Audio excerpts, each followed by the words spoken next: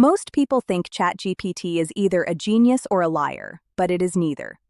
In the next few minutes, I will explain what ChatGPT actually is and what it is not. This mindset helps you use it well without getting fooled by confident-sounding answers.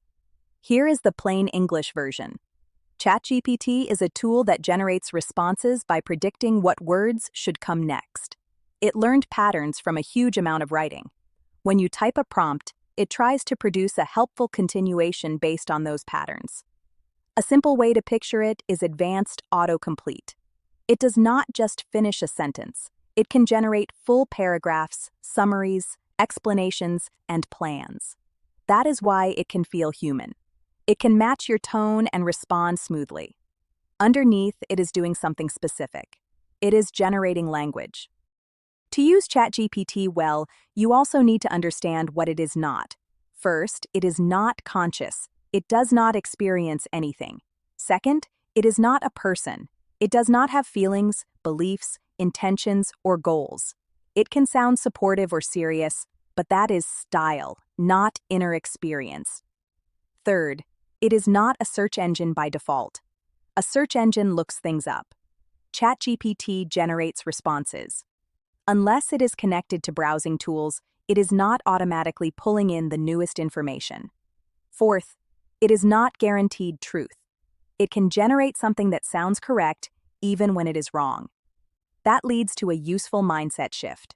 ChatGPT is not an authority. It is a language tool. It is powerful, but it is still a tool. It can help you think and write faster, but it still needs judgment from you. Now, why does it sometimes sound confident even when it is wrong? This is where people get fooled. Confidence is common in human writing. A lot of online content is written in an assertive tone, and ChatGPT learned those patterns too. It can reproduce that tone even when the details are uncertain. So remember this rule. A smooth answer is not the same as a checked answer. Smooth means it sounds good. Checked means you verified it. Now let us talk about what ChatGPT is realistically good for. It is strong at language work. It can explain something in simpler terms. It can summarize long text. It can rewrite an email. It can brainstorm ideas. It can outline a plan. It can compare options. It can also help you get unstuck when you know what you want to say, but you cannot organize it.